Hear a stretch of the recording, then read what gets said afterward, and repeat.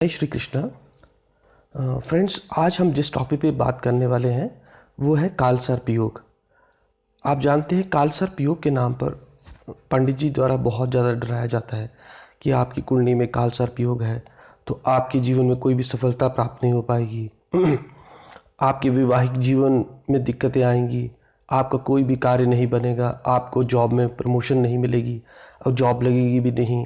तो इस तरह से बहुत सारी समस्या, शादी में दिक्कतें, लड़कियों की शादी में दिक्कतें हैं या बच्चों का ना होना, इस तरह से ये कालसर्प योग के आपको जो है वो चीज़ें बताई जाती कि इसकी वजह से आपकी जीवन में बहुत दिक्कतें आने वाली है। तो आज हम इस पर डिस्कस करेंगे कि क्या कालसर्प योग हमेशा ही नेगेटिव रिजल्ट्स देता है या किसी की कुंडली में जो है ये कुछ और योगों की वजह से जो है वो कालसर्प योग जो है हमें अच्छे योग भी देता है या अच्छे रिजल्ट्स भी देता है। तो सबसे पहले तो हम कालसर्प योग को समझने की कोशिश करते हैं। कालसर्प योग का मतलब है जब सभी ग्रह, मतलब आपके पास 7 ग्रह जो है, क्योंकि राहु और केतु को छाया ग्रह माना गया है, जब आपके 7 ग्रह राहु और केतु के बीच में आ जाते हैं तो उसे कालसर्प योग कहा जाता है।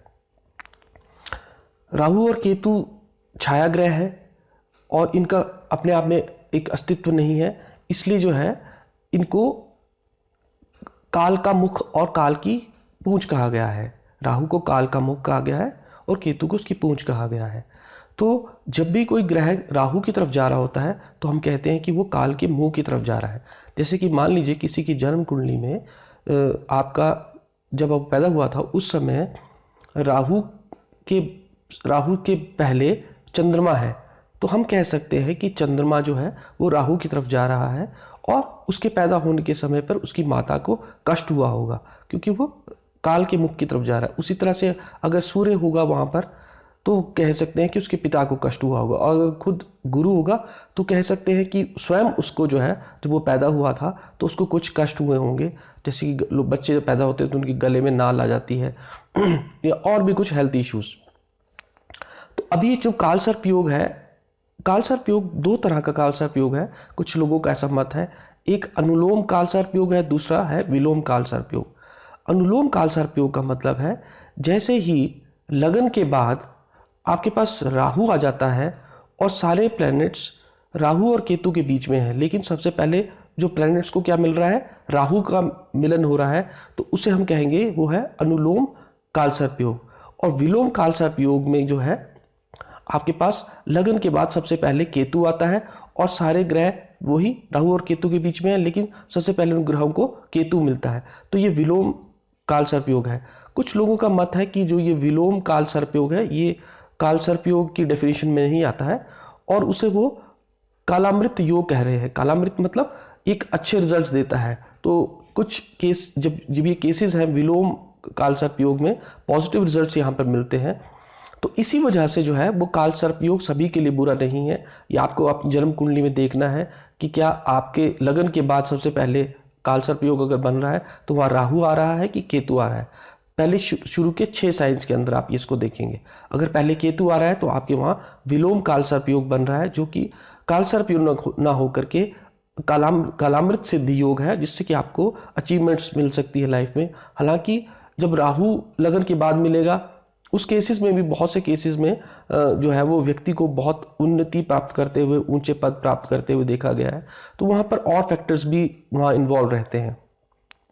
बात करेंगे हम कालसर्प योग के उपाय के बारे में, क्योंकि कालसर्प के जो पीड़ित व्यक्ति होती है उनका जीवन बहुत कष्ट में बीतता है, हर तरह से उन्हें तनाव रहता है, वैवाहिक जीवन में दिक्कतें आती हैं और पढ़ाई में भी दिक्कतें आती हैं, जॉब नहीं लग रही है, बच्चों का नहीं हो पाना।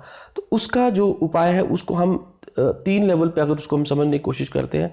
एक तो हम अगर उसकी ग्रह की शांति करवा दें, दूसरा जो है हम आपका पितृ शांति करवा दें, तीसरा हम शिव जी की उपासना करते हैं और जो चौथा है वो हमारा सर्प के लिए है।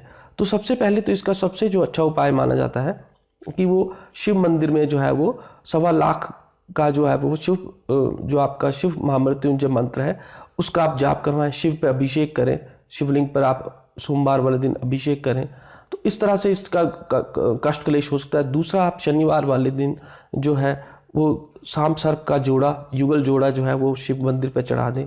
तीसरा, आप शनिवार वाले दिन दूध और रोटी जो है वो कुत्ते को डालें, और जो है वो आप थोड़ा सा जो चपाती है उसमें तेल लगा करके वो आप कौवों को डाल दें।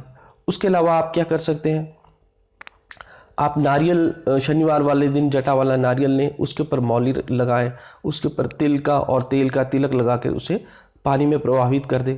तो एक तो ये आपका उसके बस ये हो गया। उसके अलावा जैसे किसी दाम्पत्य जीवन में सुख और कष्ट क्लेश हो रहे हैं, सुख नहीं मिल पा रहा है, तो उन दंपतियों को दोबारा विवाह करना चाहिए जिनकी जन्म कुंडली में काल सर्प योग हो, पुनर्विवाह करें।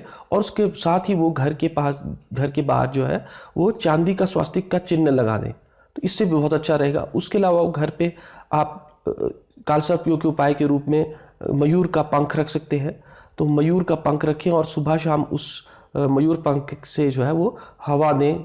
वो आप जहाँ भी आपके भगवान का मूर्ति है जिसकी भी आप आराधना करते हैं, तो इस तरह से आप काल सर्प के दोष से मुक्ति पा सकते हैं। तो आज के लिए इतना ही, जिसमें मैंने बताया आपको कि काल सर्प योग हमेशा बुरे प्रभाव ही नहीं देता है, कुछ केसेस में ये अच्छे प्रभाव भी देता है। Thanks for watching the video.